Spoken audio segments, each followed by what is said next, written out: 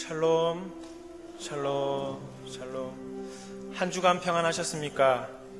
봄기운이 완연한 사순절 네 번째 주일입니다.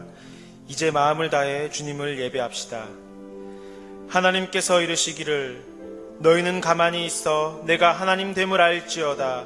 내가 문나라 중에서 높임을 받으리라 하시도다. 이스라엘아 들으라.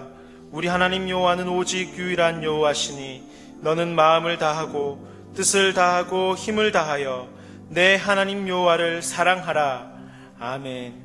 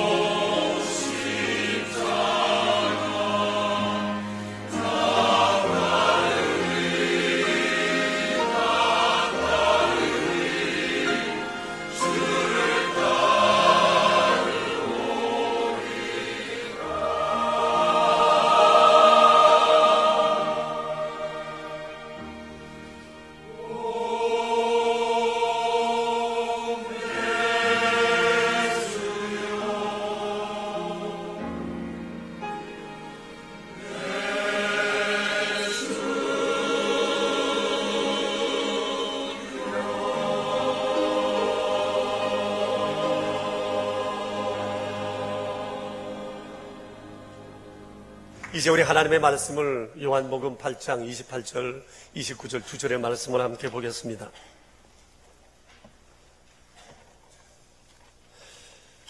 이는 살아계신 하나님의 말씀입니다. 요한복음 8장 28절, 29절. 이제 우리 함께 하나님의 말씀을 받들어 읽겠습니다. 이에 예수께서 이르시되 너희가 인자를 뜬 후에 내가 그인 줄을 알고 또 내가 스스로 아무것도 하지 아니하고 오직 아버지께서 가르치신 대로 이런 것을 말하는 줄도 알리라. 나를 보내신 이가 나와 함께 하시도다. 나는 항상 그가 기뻐하시는 일을 행함으로 나를 혼자 두지 아니하셨느니라. 아멘. 최근 빅뱅이라 이렇게 그려지는 과학적 가설에 관한 기사가 신문 내 전면 취재 기사로 실린 것을 보았습니다. 빅뱅이란 여러분들이 아시는 바와 같이 우주가 생성되기 전에 큰 폭발이 있었는데 그로 인해 우주가 생겨나고 또 그 여파로 지구가 만들어졌다고 보는 가설 이론입니다. 그런데 이 가설이 최근에 그 실체가 확인이 됐다고 하는 얘기입니다.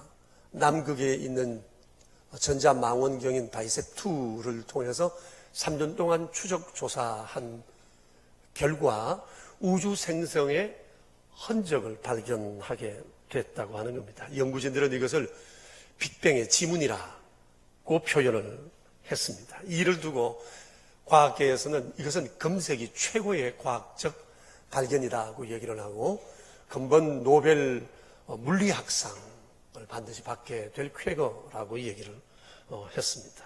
그 기사를 보면서 저는 개인적으로 참 안쓰러웠습니다. 이런 연구를 위해서 과학자들이 큰 수고를 하기는 했지만 왜 저런 헛수고를 할까? 하나님께서 말씀으로 천지를 창조하셨다는데 빅뱅이라니 저렇게 수고를 해도 파고 파도 저 안에서 나올 거 하나 없는데 나중에는 허무한 것밖엔 발견하지 못할 텐데 왜 저렇게 좋은 머리를 가지고 저런 데 섞일까? 그런 생각이 들었습니다. 교회 설립 초기에 이런 일이 있었어요. 당시에는 교통편이 좋지 못해서 경희대 앞을 지나면 많은 대학생들이 나와서 차 좀 세워서 태워달라고 희취하는 사람들이 많았습니다. 그래서 저는 때로 그걸로 지나갈 일은 아니지만 아이들을 태워주기 위해서 가끔 차를 가지고 그리로 어슬렁 될 때가 있습니다. 그러다가 아이들을 보면 야타 하고는 데리고 신갈까지 데려갑니다. 근데 그 나가는 시간이 한 10분 내지 15분 정도 되는 그동안 차는 거의 저의 일방적인 공간이 됩니다.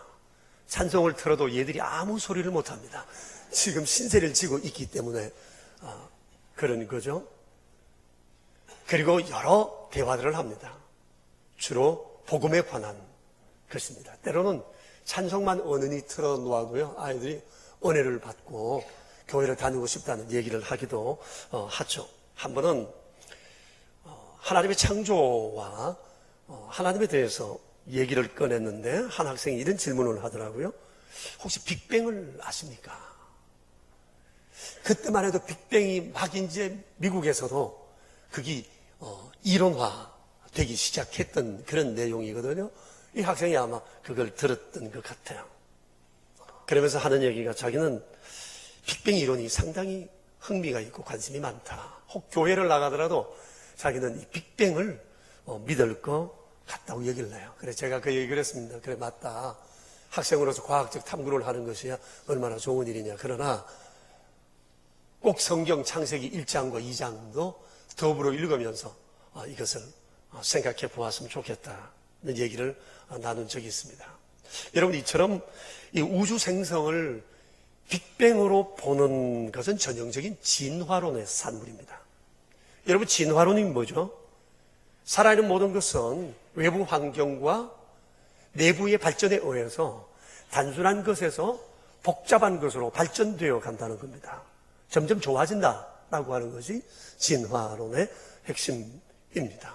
다윈이 종의 기원을 서면서 진화론을 발표를 했는데, 다윈이 종의 기원을 하늘로부터 기원을 두고 얘기를 했더라면 참 좋았을 텐데, 이 사람은 종의 기원을 땅에 두고 생각해서 모든 사람들의 생각을 다 망쳐놓고 말았습니다. 다윈은 종의 기원에서 생물들이 살아남는 그 원리를 생존 경쟁, 약육강식, 적자 생존으로 보았습니다.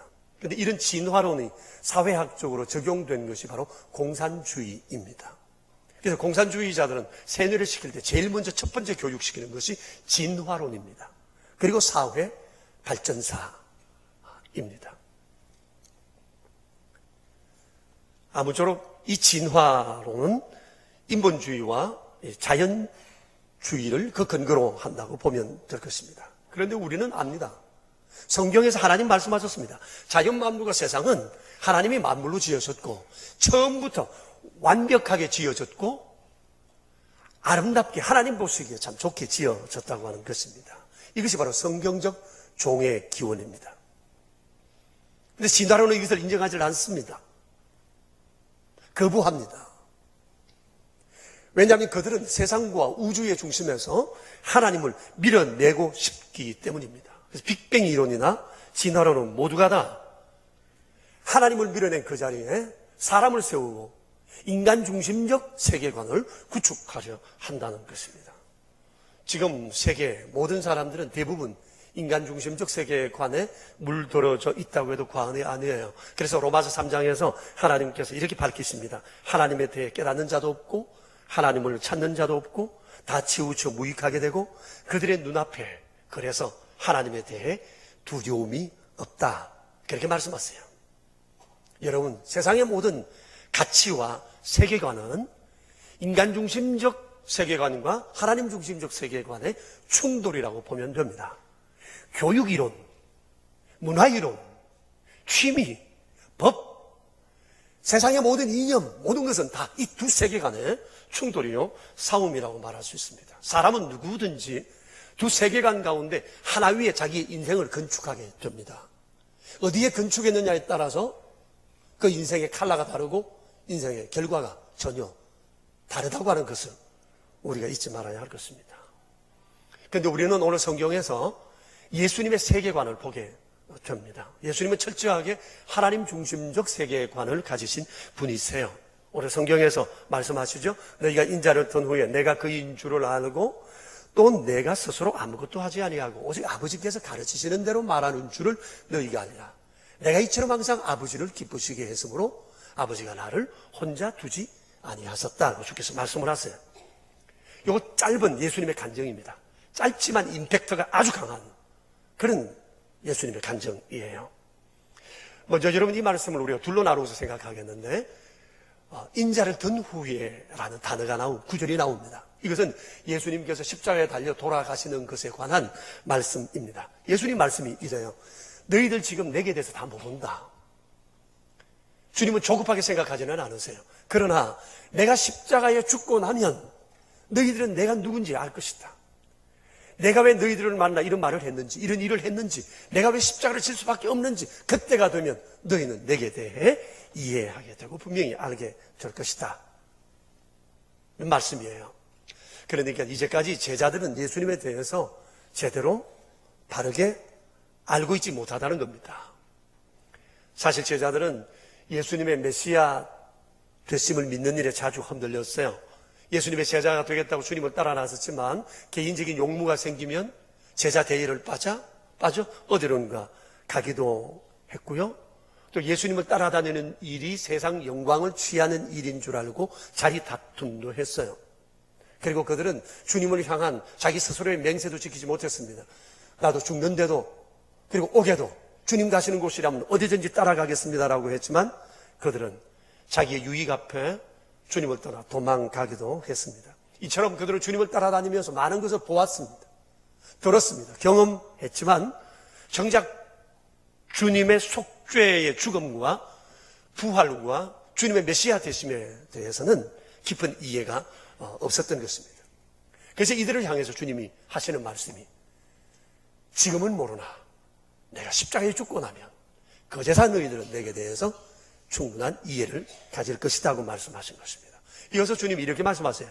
내가 스스로 아무것도 하지 아니하고 오직 아버지께서 가르치시는 대로 내가 이런 것을 말하는 줄을 알리라. 여러분 지난 주일 말씀 묵상 기억나십니까? 예수께서 성천하실 기약이 차감해 예루살렘으로 올라가시기로 굳게 결심하셨다. 굳게 결심하셨다. 이거 굉장히 중요한 구절입니다. 예루살렘을 향하여 십자가 지러 가시는 길인데 주님이 굳게 결심하시고 그 길을 가세요. 그런데 아직까지 십자가 지시려면 시간이 좀 남았어요. 그럼에도 불구하고 주님께서는 십자가 지실 것을 이미 마음에 결심을 하셨다고 하는 겁니다. 자, 무엇이 예수님으로 하여금 십자가를 질 굳은 결심을 하게 했을까? 그것이 바로 예수님은 오늘 28절에서 말씀하세요. 아버지의 가르치십니다. 예수님을 향한 아버지의 가르치심이 뭐였을까요? 구약 성경입니다. 구약 성경 가운데에서도 바로 메시아의 고난에 관한 말씀입니다. 이것을 우리가 묵상하면서 두 번째 주에 우리가 함께 생각을 했었습니다. 이사야서 53장에 그런 말씀 있잖아요. 그는 주 앞에서 자라나기를 연한 순 같고 마른 땅에서 나온 뿌리 같아서 고운 모양도 없고 풍채도 없고 우리가 보기에 아무 흠모할 만한 아름다운 것이 없도다. 그래서 사람들은 주님을 무시했고 멸시하고 귀히 여기지 않았도다. 그러나 주님이 그렇게 십자가에 질 수밖에 없었던 것은 우리의 질고를 위함이요, 우리의 슬픔을 위함이요, 우리의 상함을 위함이요, 우리의 나음을 위함이라고.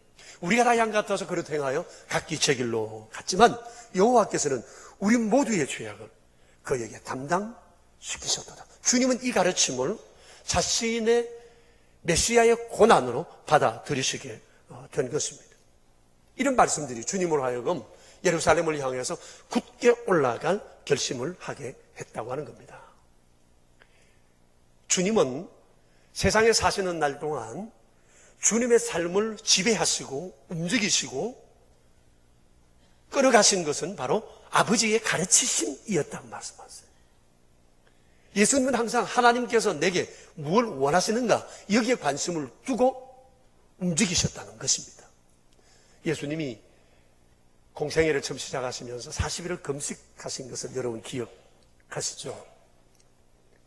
40일 금식을 마쳤을 때 반갑지 않은 손님이 찾아왔어요. 마귀였습니다.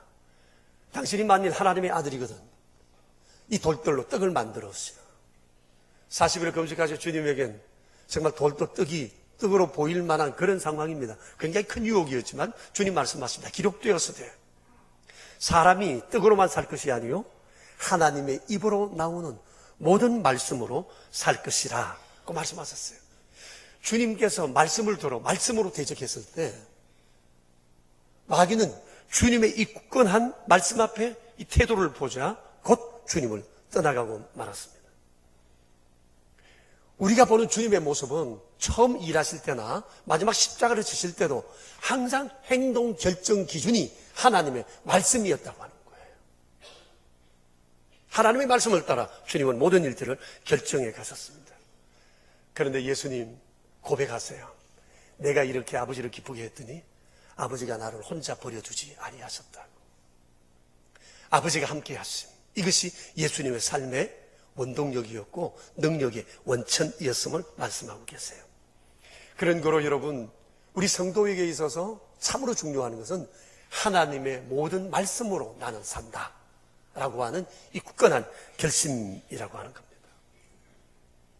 여러분 그리스도인이 누구죠? 어떤 사람이 그리스도인인가요?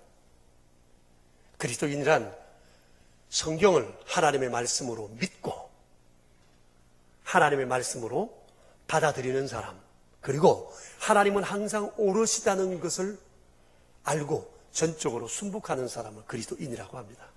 그러니까 교인이라는 말과 그리스도인이라는 말은 개념이 좀 다릅니다.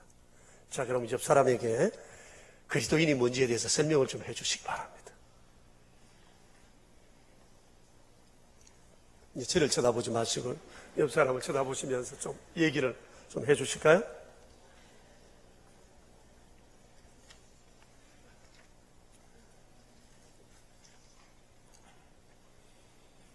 여러분 머리가 안 좋으신 줄 알고 제가 한 번 더 얘기하겠습니다. 그리스도인이란 성경을 하나님의 말씀으로 믿고 하나님의 말씀으로 받는 사람, 그리고 하나님, 이 말씀을 하신 하나님은 항상 오롯이다는 것을 확신하고 전적으로 순종하는 사람, 이 사람이 그리스도인이에요.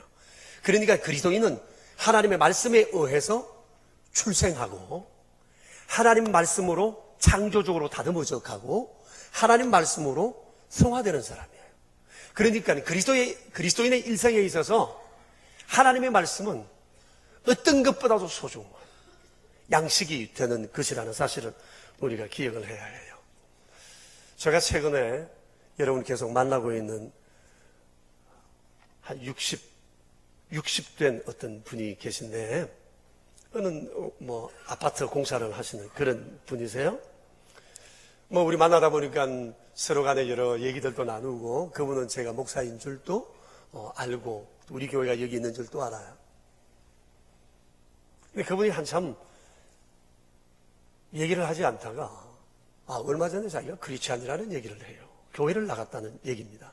근데 17년 동안 자기는 지금 교회를 나가지 못하고 있다는 겁니다. 17년 전 5년 동안 자기는 서울에 있는 아주 큰 교회에 온 가족들 함께 나가서 그 교회에서 세례도 받았다. 그런데 5년 동안 교회를 다녀봤지만 마음에 와닿는 것이 없더라.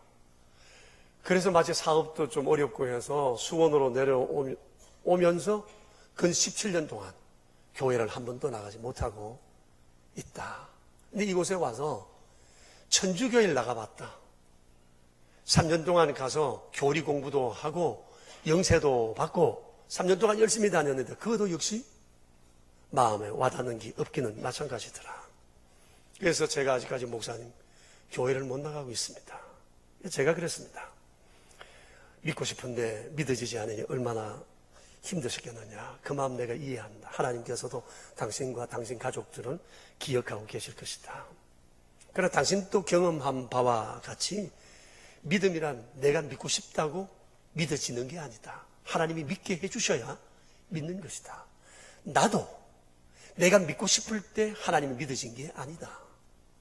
전혀 생각하지 않을 때 하나님께서 내게 믿어지게 하셨고 그 믿는 바를 내가 지금까지 붙들고 살아오고 있다. 우리는 이것을 은총이라고 얘기한다. 하나님께서 이번에 당신과 당신 가족에게 이 은총을 주셨으면 좋겠다. 하지만 당신도 해야 할 일이 있다. 사람이 물가에 머물다 보면 헤엄을 배우게 되듯이 당신도 믿음의 물가로 나와야 된다. 당장의 교회에 가도 느낌이 없고 어떤 충격적인 부딪히는 것이 없을지 몰라도 교회 안에 머물다 보면 어느 순간에 하나님의 은총이 내 안에 들어오게 되는 거다.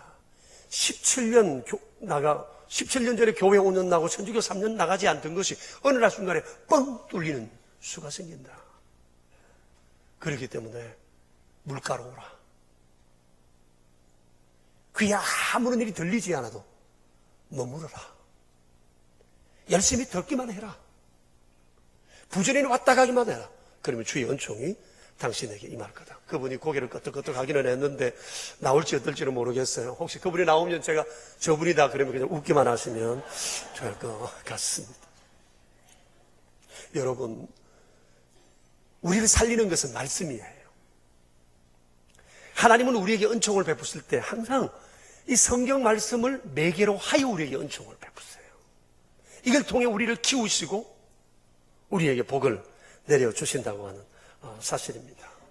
그러므로 그리스도인이란 성경을 하나님의 말씀으로 믿는 사람, 하나님의 말씀으로 받는 사람, 그리고 이 말씀을 하신 하나님은 항상 옳으시다는 것을 믿고 순종하고 따라가는 사람입니다. 그러니까 그리스도인들은 성경 말씀 없이는 존재 자체가 어려운 사람이라고 하는 겁니다. 어떤 사업을 크게 하시는 분이신데 이런 말을 하는 것을 들었어요. 자신이 사업을 하면서 자기 사업에 있어서 가장 중요하게 생각하는 성경 구절이 하나 있는데 마태복음 21장 3절이라고 했어요. 누가 무슨 말을 하거든 주가 쓰시겠다라. 여러분 이 말씀 기억나시죠? 예수님께서 십자가 지시러 그 예루살렘 들어가실 때 나귀를 타고 들어가셨잖아요. 근데 나귀를 준비하기 위해서 예수님께서 제자들에게 당부를 했습니다. 맞은편 마을로 가라. 가면 곧 메인 나귀와 나귀 새끼를 볼 것이다. 가서 풀고 끌어오너라. 혹 누가 왜 그러느냐고 묻거든 주가 쓰시겠다 하라. 그러면 보내리라. 그렇게 해서 끌고 왔습니다. 그런데 그 사장님이, 그 회장님이 그런 얘기를 하는 겁니다. 바로 이 나귀가 제 사업입니다.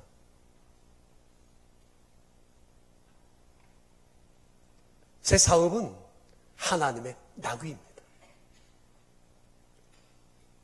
하나님께서 언제든지 쓰시기를 원하시면 나는 이 나귀를 내어드릴 것입니다. 그래서 저는 사업이 아주 자유롭습니다. 세상 경기가 이리저리 있어도 나는 두렵지가 않습니다. 왜? 이건 주님의 낙이니까. 흥하고 쇠하게 하시는 것도 하나님이시고 나귀에 태우고 싶으시면 하나님이 언제든지 쓰시겠지요. 자기는 진리 안에서 참 자유하게 삶을 산다고 얘기를 했습니다. 그분은 성경 말씀을 통해서 하나님을 만났고 성경 말씀이 그의 교리요, 그리고 성경 말씀이 그의 사업의 경영, 방침이 된 사람인 겁니다. 사랑하는 여러분, 우리가 세상을 사노라면 정말 내 스스로 감당하지 못하는 여러 어려움들을 만날 때가 많습니다. 그때 우리에게 필요한 것은 멘토가 아닙니다. 신문 밑에 광고 크게 난 대박을 친 사업에 대한 광고 문구도 아닙니다. 나와 지금까지 거래했던 나를 도와줄 만한 사람을 찾아가는 것도 아닙니다. 성도가 힘들고 어려울 때 붙잡아야 할 것은 거룩하신 주의 말씀입니다. 예수님이 40일을 굶으시고 배가 고팠을 때도 주님이 붙잡은 것은 하나님의 말씀이었습니다. 기록되었습니다. 하나님의 입으로 나오는 모든 말씀으로 살 것이다 말씀했습니다. 우리가 이걸 진실로 믿어야 합니다. 실제 상황으로 믿어야 합니다. 어려움이 있을 때 성경 안으로 달려오십시오. 성경을 읽으십시오. 성경을 묵상하십시오. 성경 안에서 하나님께 길을 보여달라고 조르십시오. 하나님께서 성경을 통해서 우리에게 지혜를 주시고 성경을 통해서 길을 안내해 주실 것입니다. 진실로 이 사실을 믿어야 합니다. 그리스도인이라면 그걸 믿으셔야 합니다. 그리고 하나님의 말씀에 붙들려야 합니다.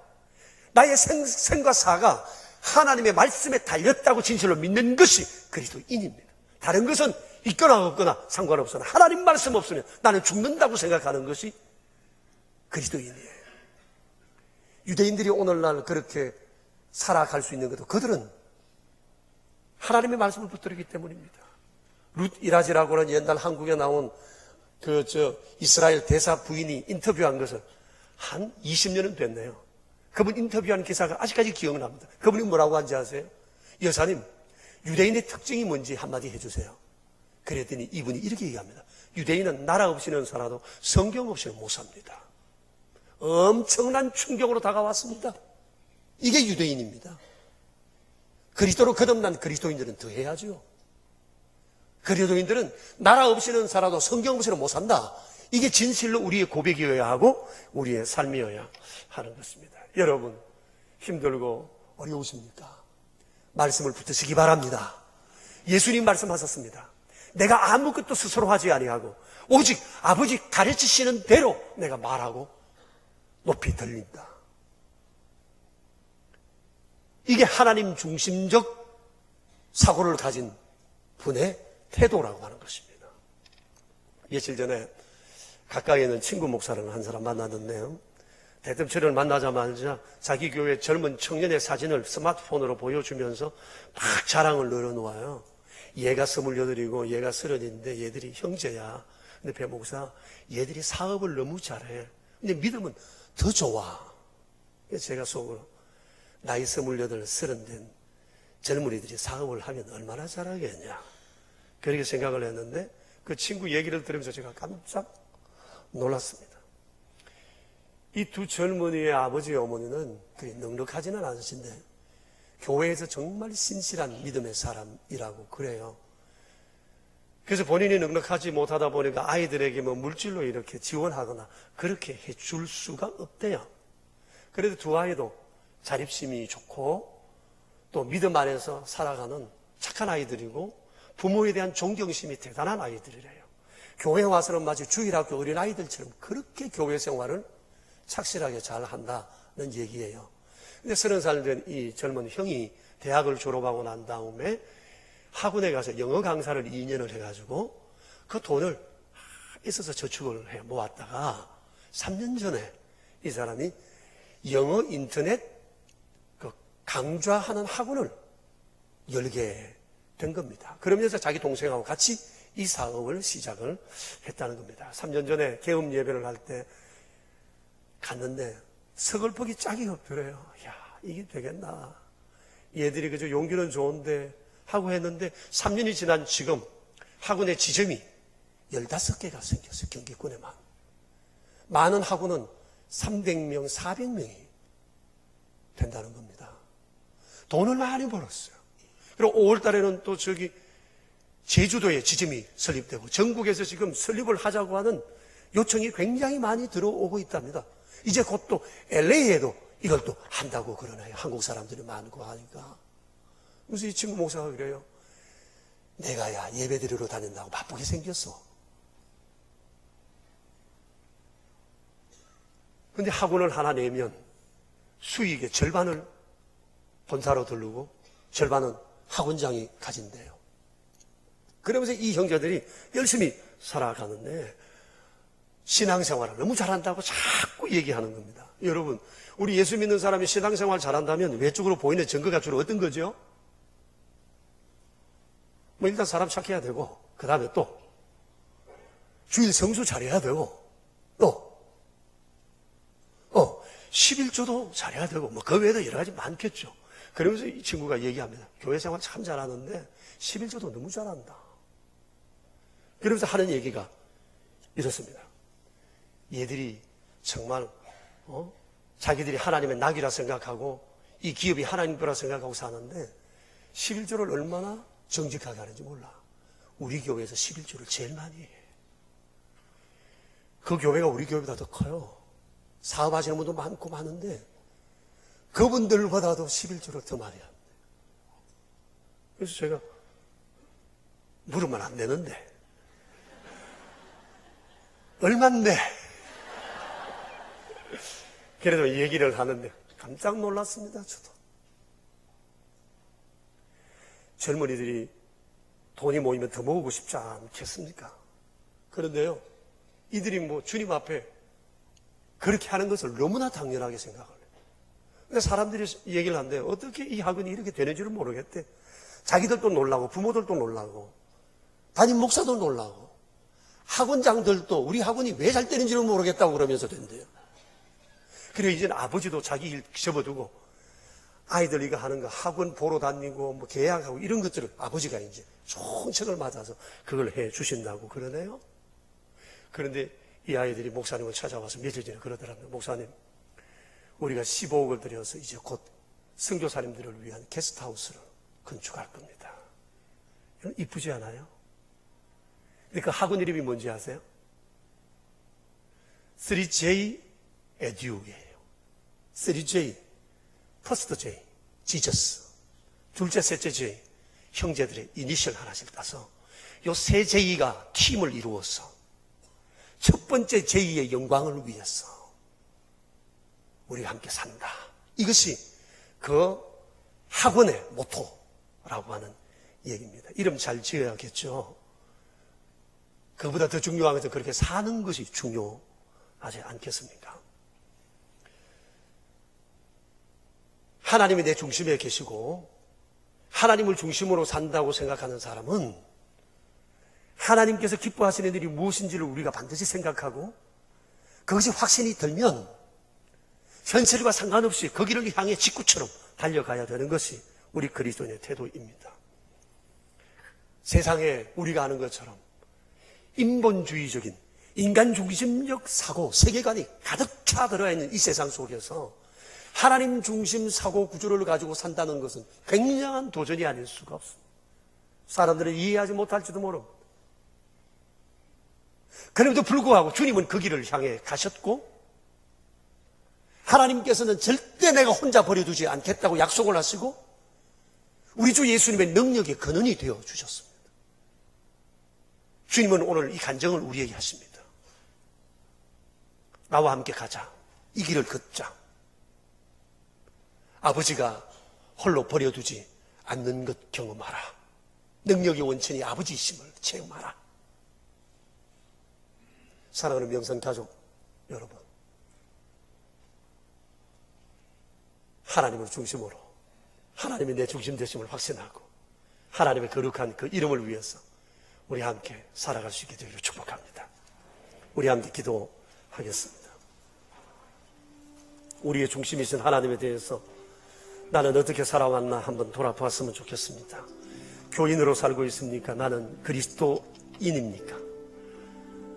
나는 주님을 위해서 살겠다고 다짐을 하지만 그것이 1년, 10년, 20년 뒤의 계획입니까? 아니면 지금 현재적 상황입니까?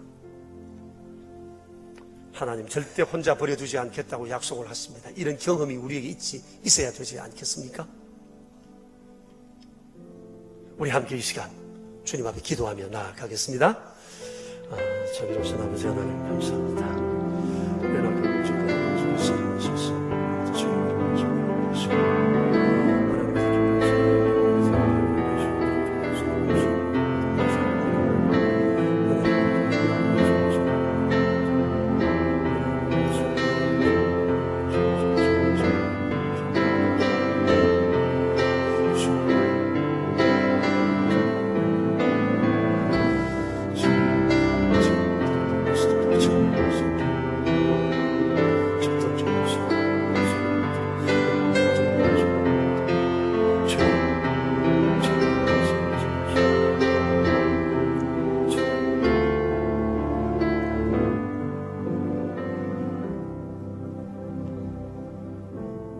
그러므로 아버지께서 나를 혼자 버려두지 아니하셨도다.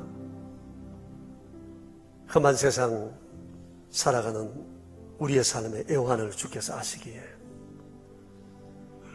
그 외로움 속에서도 주께서 승리하셨던 아름다운 삶의 간정을 저희들에게 들려주시면서 두려워하지 말아라. 너의 삶의 근원은 함께 하시는 하나님이시다. 그러니 하나님을 중심에서 살도록 해야 한다.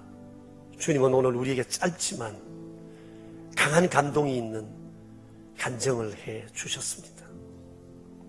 옛 이야기가 아니고 주님만 해당되는 얘기가 아니라 오늘을 살아가는 우리에게 꼭 필요한 축복의 말씀, 격려의 말씀이라 생각합니다. 내가 스스로 아무것도 하지 않고 오직 아버지 가르치시는 것을 말하고 나는 십자가를 향해 나아간다. 철저하게 하나님 말씀에 붙들려 사셨던 주 예수님의 삶을 우리에게 공개하시며 그렇게 살아가기를 원하시는 우리 주님, 거룩하신 말씀 앞에 저희를 세워주신 것을 감사합니다.